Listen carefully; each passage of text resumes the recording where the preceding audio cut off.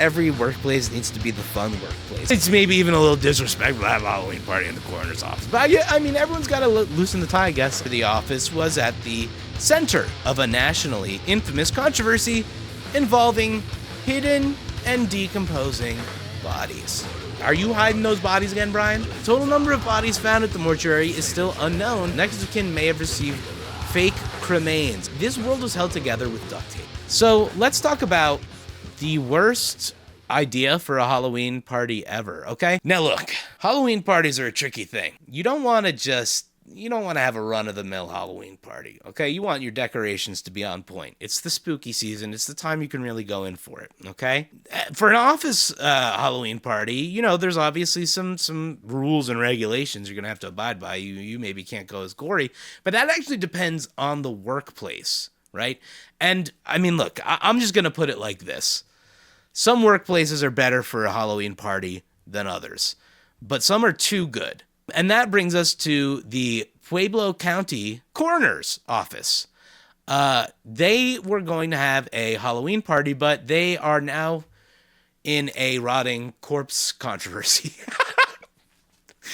Oh, man, I almost got through the whole thing. The coroner's office was going to have a Halloween party, and I guess there's a problem with one of the stiffs. We're going to find out. Pueblo County, Colorado, this is their trick-or-treat. Come be spooky with us. Pueblo County Coroner's Office. You would think like the coroner's office, like, maybe we don't have to have a Halloween party. It's maybe even a little disrespectful to have a Halloween party in the coroner's office. But yeah, I mean, everyone's got to loosen the tie, I guess. Why go to the rich neighborhoods for trick-or-treating when you can go to the morgue instead? Yesterday, October 16th, the Pueblo County Coroner's Office announced it was throwing a Halloween party on October 31st, hoping to provide a safe and sweet Halloween celebration for the community. Kind of weird, but okay. You're not going to get that in the New York Times. Come on. The local coroner isn't the first place I take children to on Halloween, but it's hard to hate on someone wanting to bring a little joy and candy to children in a supervised setting. Some murder fetishizing influencers or podcast hosts would be down, and it's still way less creepy than whatever's going on at the evangelical church. Well done, coroner's office. But parties are all about expectations. And the Pueblo County Coroner's Office probably should have expected raised eyebrows while announcing a public Halloween party less than 2 months after the office was at the center of a nationally infamous controversy involving hidden and decomposing bodies. Yo, what the This world is held together with duct tape. Nobody knows what they're doing. This world is popsicle sticks held together with glue.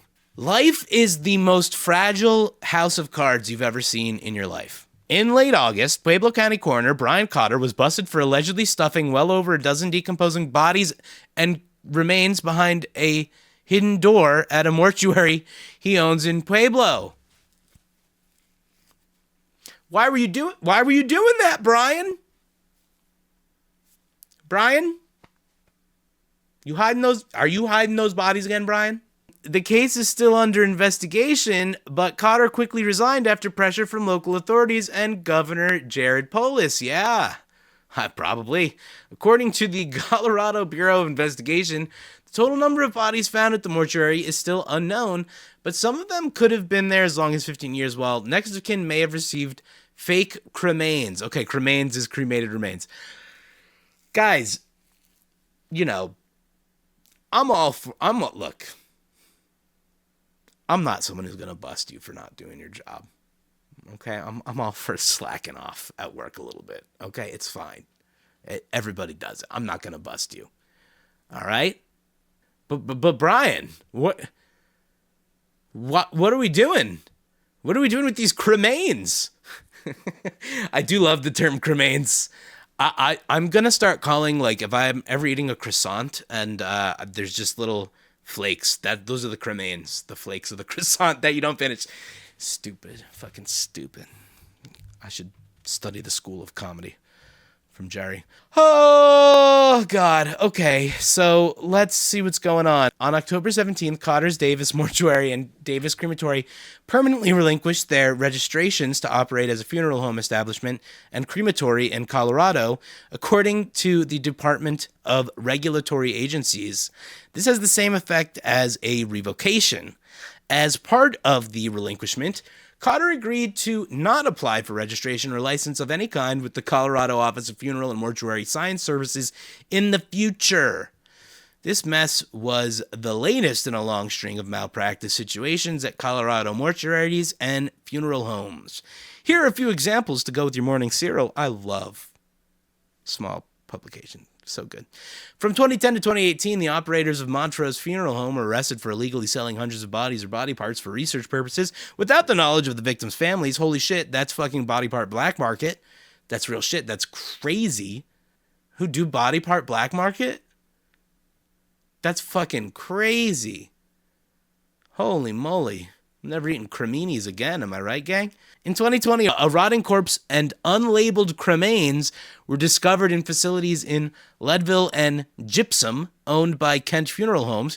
In October 2023, the decaying remains of nearly 200 people were found improperly stored at the Return to Nature Funeral Home in Penrose, leading to charges for the facility's owners. In February 2024, the corpse of a 63-year-old woman was discovered inside of a hearse at the Denver home of funeral parlor owner Miles Harford. The cremated remains of around 30 people were also found on the property. What's going on?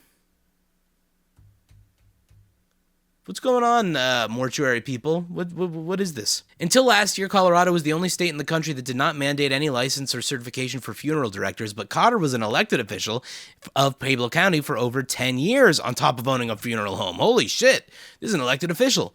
And even though he's no longer at the office and no longer employees and no other employees with the Pueblo County Coroner's Office have been charged, people don't forget, especially in less than 2 months. Comments in a now-deleted social media post announcing the Halloween party called out the coroner's office for being tone-deaf and out of touch. By around 9 p.m. last night, the flyer had been taken down from the Pueblo County Facebook page, and a written statement from Dr. Greg Grayheck, the current Pueblo County coroner, had been posted. According to Grayheck, the coroner's office has actually held Halloween parties before and didn't mean to cause any discomfort with the recent announcement. Quote, the coroner's office recently announced plans to host a community Halloween trick-or-treat event. Our intent was simply to provide a safe, family-friendly opportunity for children and families to enjoy the holiday together, as we had provided in the past. It noted, it has become clear, however, that the event was not well received by some members of the community. We recognize and respect those concerns, and as such, we have decided to cancel the event. We sincerely apologize for any discomfort or misunderstanding this may have caused. Our office remains committed to serving the public with professionalism, transparency, and respect under the new coroner, and we appreciate the community's continued engagement and feedback, the coroner's statement reads. Does anyone else feel bad now? No. What? No. Bring your little ghosts, goblins, and superheroes for a safe and sweet Halloween celebration. Yeah, it's just, look, not every workplace needs to be the fun workplace, okay? If you are a morgue, just don't be the fun workplace. You don't need parties. Okay? I'm sorry. Like, you want an office party? Don't work at a morgue. It's not a party. It just feels weird. I appreciate the spirit and I appreciate their candor. Not for me.